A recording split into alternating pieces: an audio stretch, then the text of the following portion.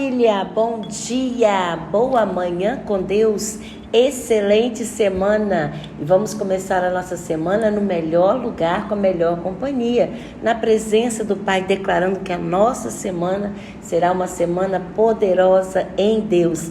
E ainda mais depois de ontem. Ontem demos início na nossa família a uma nova série de mensagens. E você não pode perder. Alcançados para alcançar. A palavra que chegou até mim, com certeza, chegará também no seu coração. Vamos ver o que Deus reservou para mim e para você nessa manhã de segunda-feira? Em nome de Jesus. Eu sou cristã há muito tempo. Na verdade, quando minha mãe se converteu, a nossa família, eu tinha 3 anos de idade. Me batizei muito nova. E eu lembro muito bem de toda a minha criação no Evangelho. A minha mãe me ensinando a palavra do Senhor, colocando no meu coração a palavra do Senhor para que eu pudesse o tempo todo lembrar dessa palavra. E um dos desafios, os primeiros desafios que minha mãe nos fez como família, era que nós decorássemos o Salmo 23. Verdade. Quantos de vocês não conhecem, já ouviram falar? E se ainda não decorou, devem decorá-lo, porque é um salmo maravilhoso. E essa semana que passou, eu estava meditando muito acerca desse salmo e o tempo todo lembrando de alguns versos em particular e às vezes todo o texto. E o salmo diz: o Senhor é o meu pastor e nada me faltará. Deitar-me faz em verdes passos, guia-me mansamente às águas tranquilas, refrigera minha alma, guia-me pela vereda da justiça por amor de seu nome. Ainda que eu andasse pelo vale da sombra da morte, não temeria mal algum, porque tu estás comigo, a tua vara e teu cajado me consola.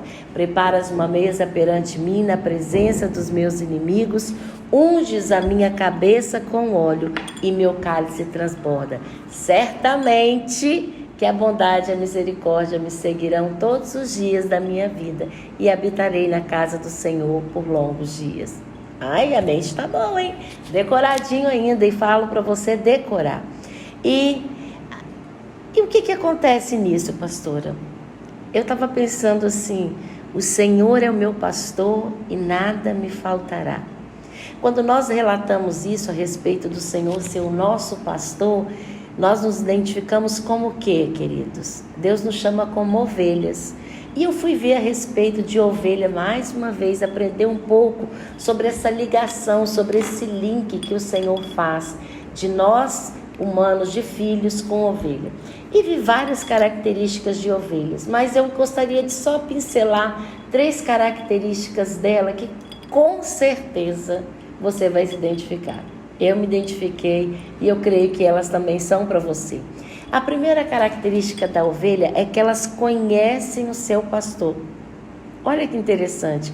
A ovelha é um animal totalmente domesticável, tanto que ela apenas segue o seu pastor.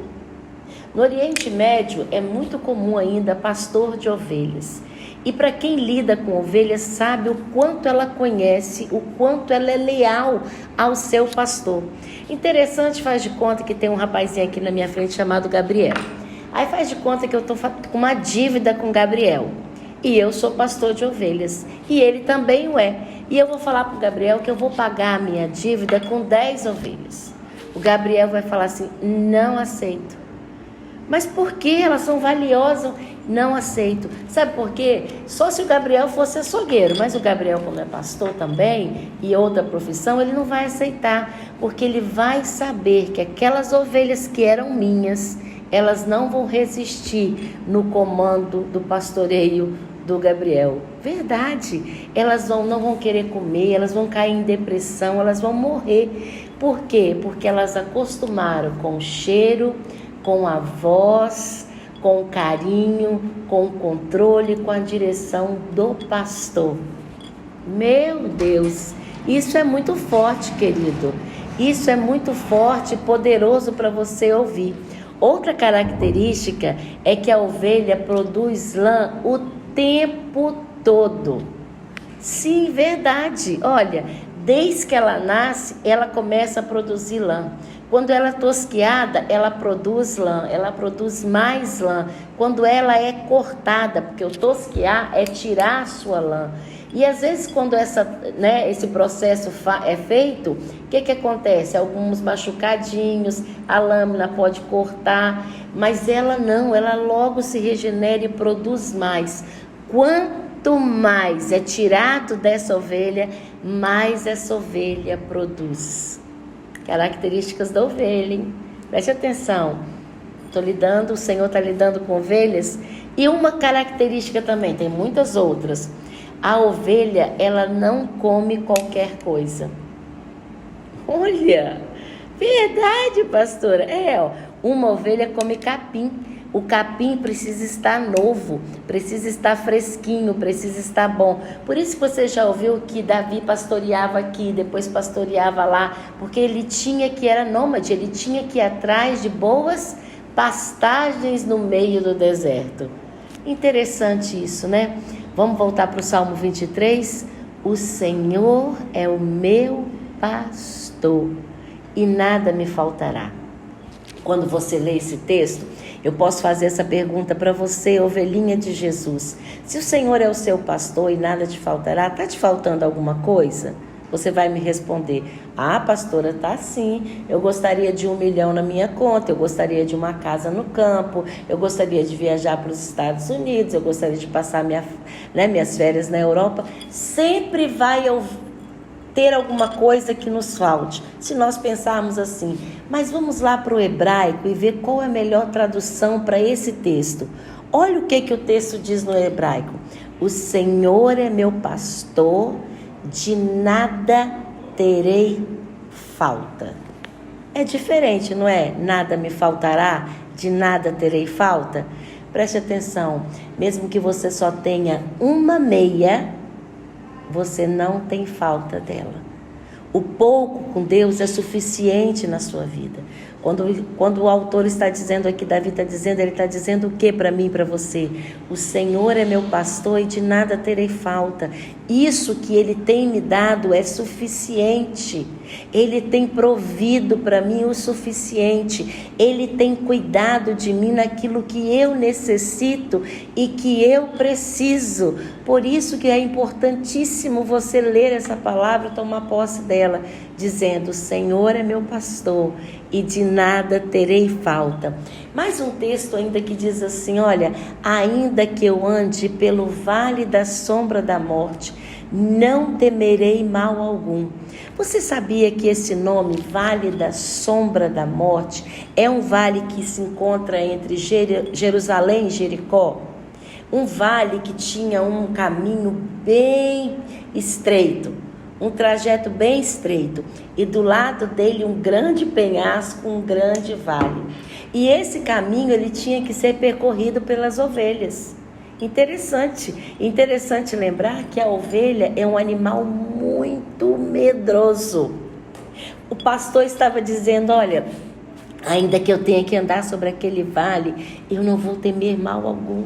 Qual vale que você está caminhando? Qual vale, ovelhinha de Jesus, que você está traçando? A palavra do Senhor está dizendo, mesmo que você esteja nesse vale muito estreito, perigoso, com um grande penhasco, à sua frente, como aquelas ovelhas, está o nosso pastor. E Ele está te guiando por esse vale. E o texto ainda continua, a tua vara e o teu cajado me consolam. Desde quando vara e cajado consolam alguém, irmãos? Vara, a gente lembra que é o quê? Já tomou varada na vida aí, hein? De mãe, de pai?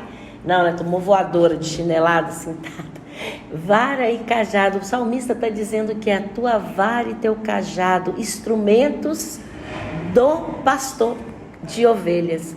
A vara servia assim mesmo, para castigar, para corrigir, para exortar, para tomar atento, trazer a atenção da ovelha.